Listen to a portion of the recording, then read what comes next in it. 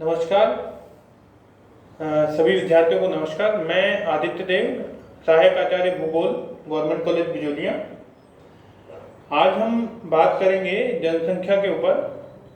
तो भूगोल में जैसा हमने देखा कि मानव भूगोल में जनसंख्या वाले पार्ट को यानी कि मानव से जुड़ी हुई चीज़ों को काफ़ी अच्छे से पढ़ा जाता है। तो मानव से जुड़ा हुआ सबसे महत्वपूर्ण तथ्य ये है कि असल में धरती पर मानव होने कितने चाहिए। तो जनसंख्या को किस तरह से निर्धारित किया जाता है या उसका अध्ययन किस तरह से किया जाता है, इसके लिए हम कुछ बातें पढ़ेंगे। तो सबसे पहले जनसंख्या का जो अध्ययन हुआ, तो दो आधार पर जनसंख्या का अध्ययन किया गया। पहला प्राकृतिक आधार पर और दूसरा सामाजिक आधार पर। तो मालथस जैसे कुछ प्राचीन वैज्ञानिक हुए, सामाजिक वैज्ञानिक कह सकते हैं इसको, जिन्होंने समाज विज्ञान के तहत अपनी संपूर्ण रचनाओं को दिया। तो उन समाज विज्ञानियों ने एक मालथस है जिन्होंने जनसंख्या सिद्धांत का प्रतिपादन सबसे पहले किया। तो उनके अनुसार जनसंख्या जो है ये किस तरह से बढ़ती है। तो मनुष्य में भोजन की आवश्यकता सबसे प्राइमरी है, और भोजन की आवश्यकता के साथ ही उसका जो भी स्त्री पुरुष का संबंध होता है उसमें जनसंख्या का रिप्रोडक्शन होता है। तो इन कारणों को आधार बनाते हुए मालथस ने अपने सिद्धांत को दिया और ये कहा कि जनसंख्या में और संसाधनों में, दोनों में जो वृद्धि होती है वो दो अलग अलग तरह से होती है। कैसे होती है कि जनसंख्या में जो वृद्धि होती है गुणोत्तर वृद्धि। कैसे? अगर मान लो 2 जने हैं तो 2 से 4 होंगे, 4 से 8 होंगे, 8 से 16 होंगे, 16 से 32 होंगे, 64 होंगे या और भी ज़्यादा हो सकते हैं। और संसाधनों में जो वृद्धि होती है यानी कि मनुष्य खेती करता है, उत्पादन करता है, व्यापार करता है, जो भी करता है, तो उससे जो वृद्धि होती है वो संख्यात्मक वृद्धि होती है। यानी कि 1 है तो 2 होंगी, फिर 3 होंगे, फिर 4 होंगे, फिर 5 होंगे।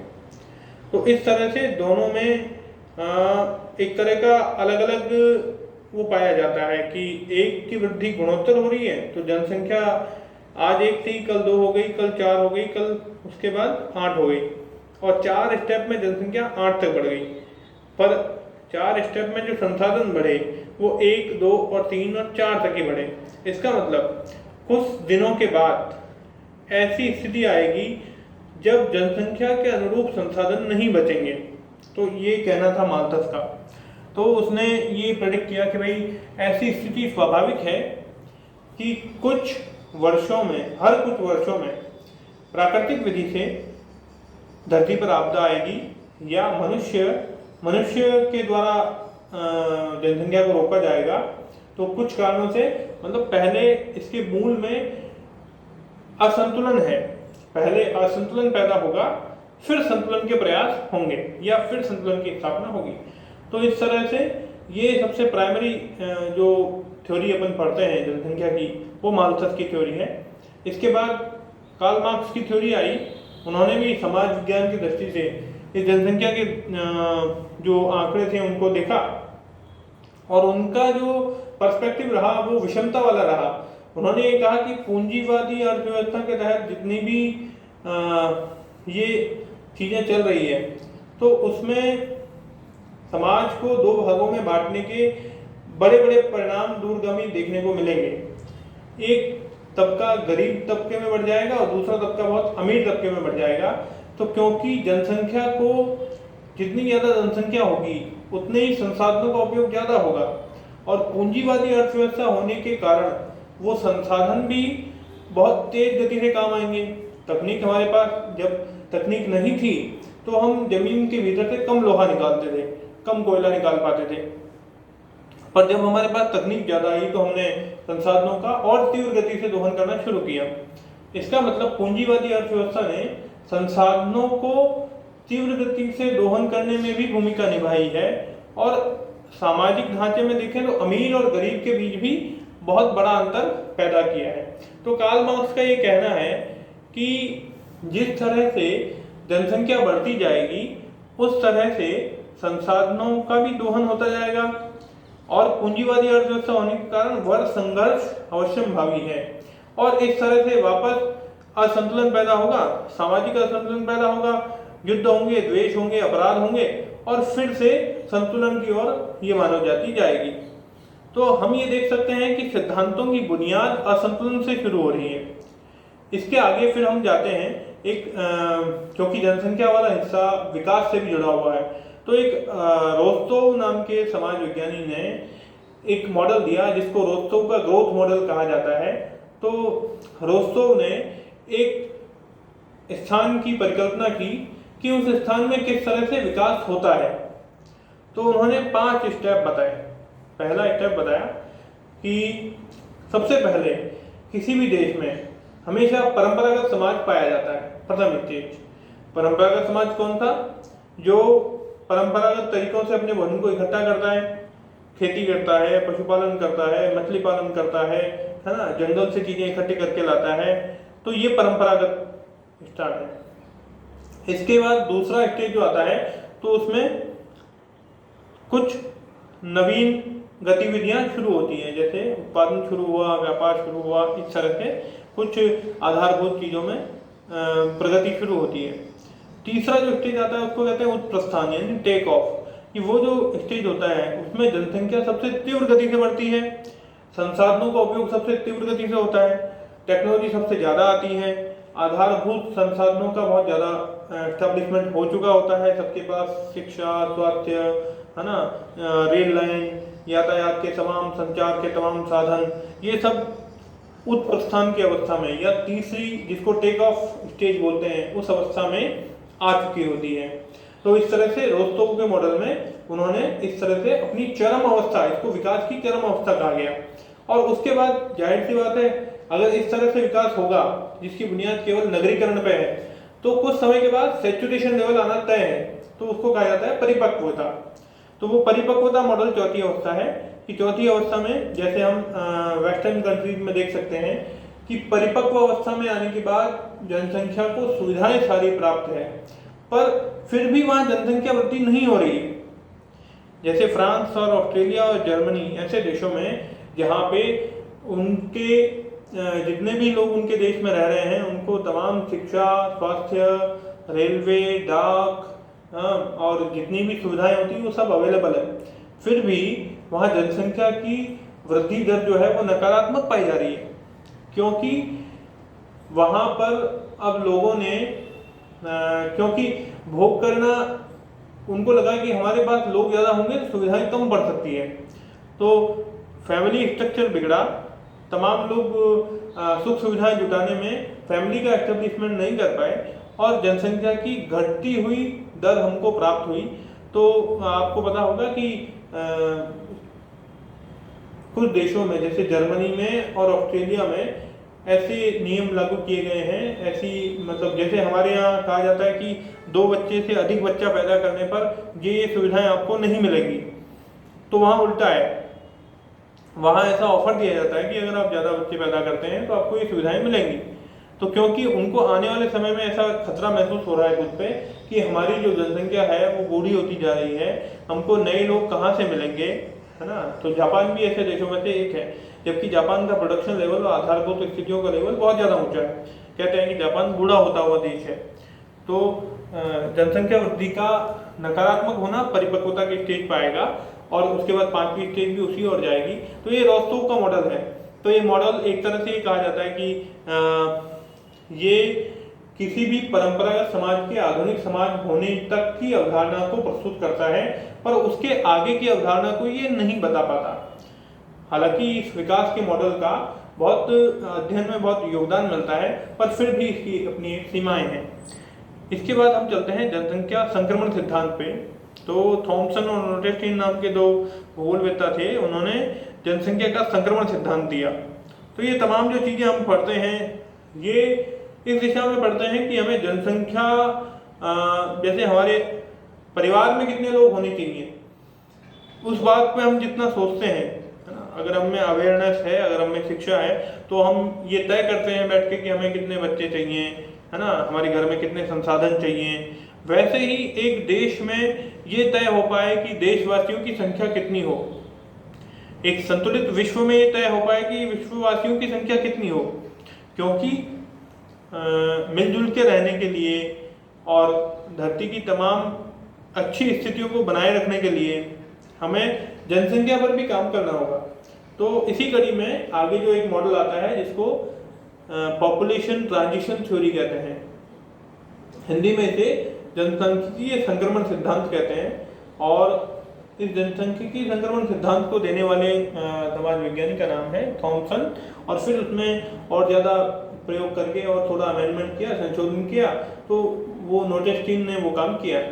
तो इन दोनों ने मिला के एक मॉडल दिया कि किसी भी देश की जनसंख्या 3 तरह से बढ़ती है ना, उसकी 3 अवस्थाएं पाई जाती हैं, 3 मुख्य अवस्थाएं। पहली अवस्था जिसमें जन्म दर और मृत्यु दर बहुत ऊंची होती है। इसका क्या मतलब, हम जब देखेंगे कि इसका हम उदाहरण ले सकते हैं अफ्रीकन कंट्रीज में। अफ्रीकन कंट्रीज जहाँ पे सिविलाइजेशन का अभी एस्टेब्लिशमेंट इतना नहीं हुआ है, सभ्यता का इतना विकास नहीं हो पाया, या हमारा नगरीकरण वहाँ पे जहाँ सुदूर देशों में, अफ्रीकन देशों में नहीं पहुँच पाया, वहाँ हम देखते हैं कि बच्चे पैदा भी ज़्यादा होते हैं और स्वास्थ्य सुविधाओं के अभाव में बच्चे मरते भी ज़्यादा है ना। तो ये एक स्थिति होती है कि जन्म दर और मृत्यु दर दोनों ही ऊंची है, पर कुल जनसंख्या कम है, क्योंकि देश अभी पूरी तरह स्थापित नहीं हो पाया, आधारभूत सुविधाएं उतनी उपलब्ध नहीं हो पाई, शिक्षा कम है, स्वास्थ्य कम है, बच्चे पैदा भी ज़्यादा हो रहे हैं, मर भी रहे हैं, पर टोटल जनसंख्या फिर भी कम है। दूसरी स्थिति आती है, दूसरी स्थिति अपने आप में 3 स्थितियों को समावेश की हुई है। दूसरी स्थिति में पहले ये बताया जाता है कि जनसंख्या वृद्धि दर धीरे धीरे कम हो रही है, मृत्यु दर अभी भी ऊंची बनी हुई है। फिर वापस जनसंख्या, टोटल पॉपुलेशन जो है उसका ग्राफ ऊपर चल रहा है, यानी कुल जनसंख्या में वृद्धि होती है, और जन्म दर और मृत्यु दर के बीच का अंतर सबसे ज़्यादा होता है।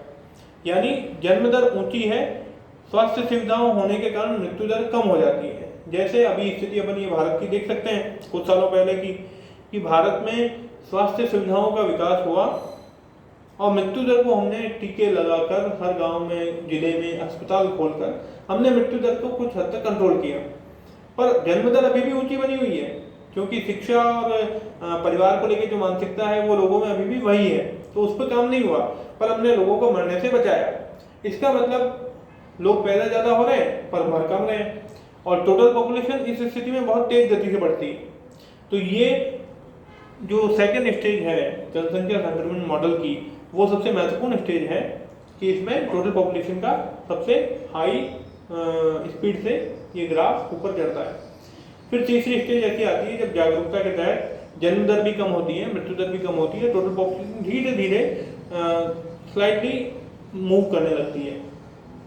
फिर तीसरी अवस्था की शुरुआत तब होती है जब जन्म दर अपने जनसंख्या अपने उच्चतम स्थिति पर पहुंचती है और जन्म दर और मृत्यु दर एक तरह से समान वापस हो जाते हैं कम स्तर पर। यानी कुल जनसंख्या बढ़ी, जन्म दर फिर से कम हुई और जनसंख्या अपने उच्चतम मॉडल पर पहुंच गई।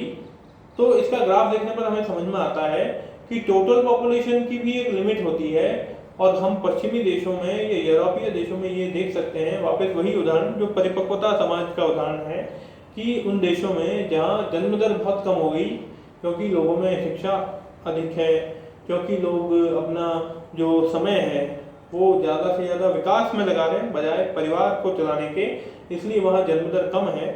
और मृत्यु दर भी कम है क्योंकि सरकारों ने इतनी बेसिक सुविधाएं सबको दे रखी है कि इंसान की औसत आयु जो है वो बढ़ गई। पर इस स्थिति में टोटल पॉपुलेशन में एक ग्राफ रुक जाता है कि हमारी पॉपुलेशन नहीं बढ़ेगी, क्योंकि बच्चे पैदा भी नहीं हो रहे हैं, है ना, कम पैदा हो रहे हैं, मर भी कम रहे हैं, पर मरना तो तय है। इसलिए टोटल पॉपुलेशन का डिक्लिनेशन वहाँ से शुरू होता है कि थर्ड स्टेज में टोटल पॉपुलेशन का ग्राफ फिर से नीचे आने लगता है और नकारात्मक जनसंख्या प्राप्त होती है। तो हमने ये देखा कि जनसंख्या के तमाम ये जो 4-5 जो भी सिद्धांत हमने देखे, इन सिद्धांतों में एक बात कॉमन है कि ये किसी भी कृषिगत और परंपरागत समाज से शुरू करके अति विकसित नगर या अति विकसित देश की अवधारणा तक पहुंचते हैं, और वहाँ कि आगे का रास्ता हम नहीं जान पाते हैं इन मॉडल से, है ना। और ऐसा क्या तरीका हो, जैसे एक सिद्धांत इसमें बहुत अच्छा आता है जिसको जनसंख्या का अनुकूलतम जनसंख्या सिद्धांत कहा जाता है। इसे रेवेंस्टीन ने प्रतिपादित किया था। तो रेवेंस्टीन का ये कहना है कि संसाधनों के अनुसार जनसंख्या का निर्धारण किया जाना चाहिए। इसको ऐसे भी कह सकते हैं कि हमारे परिवार में जितनी आमदनी है उस आधार पर हम जितने बच्चों का पालन पोषण कर सकें उतने बच्चे होने चाहिए। तो किसी देश में संसाधन कितने हैं इसका आकलन किया जाए, उसके आधार पर जनसंख्या का एक निश्चित आंकड़ा हमें प्राप्त हो कि हाँ हमारे देश में जनसंख्या इतनी होनी चाहिए। पर इसको विश्व स्तर पर कैसे देखा जाए, क्योंकि अगर ऐसा है कि संसाधन ज़्यादा होंगे तो जनसंख्या अधिक होगी, तो हो सकता है कि देशों के बीच में लड़ाई शुरू हो जाए कि एक देश दूसरे देश से संसाधन और लेना चाहे, युद्ध और ज़्यादा बढ़ जाए। कि अनुकूलतम जनसंख्या जब संसाधनों के आधार पर तय हो रही है तो संसाधन पूरी धरती एक जैसी है। हम देखते ही हैं कि आर्कटिक प्रदेश में जो आर्कटिक प्रदेश एक तरह का ऐसा क्षेत्र था जहाँ पे किसी भी देश का अधिकार नहीं था, पर अभी वो एक ऐसा देश है जो सबसे ज़्यादा पूरी पृथ्वी में लड़ाई का केंद्र बना हुआ है, क्योंकि वहाँ रूस, यूरोपियन कंट्री, अमेरिका, ऐसे विकसित देश वो अपना आधिपत्य जमाने के लिए और वहाँ जो भूगर्भ में जो तेल के भंडार हैं उसको निकालने के लिए सब जगह से जियो स्ट्रेटजी और जियो पॉलिटिक्स और ये सब चल रही है। तो इसका मतलब ये सिद्धांत भी पूरा नहीं पड़ पाया। तो यहाँ हम एक प्रश्न के साथ इस अध्याय को खत्म करते हैं कि जनसंख्या का एक अनुकूल स्वरूप क्या हो और हम अपने निर्णय कैसे लें, और एक देश के रूप में, नीति निर्माता के रूप में हम जनसंख्या को किस तरह से अध्ययन करें कि हम सुखी समाज के रूप में जीने के काबिल हों। तो आप एक बार फिर से इस वीडियो को वापस सुनिएगा और सारे सिद्धांतों को एक बार फिर से देखिएगा। मैं आशा करता हूं कि आप इन प्रश्नों के उत्तर खोजने में सफल होंगे और हम आगे और इस मुद्दे पे चर्चा करेंगे। Thank you.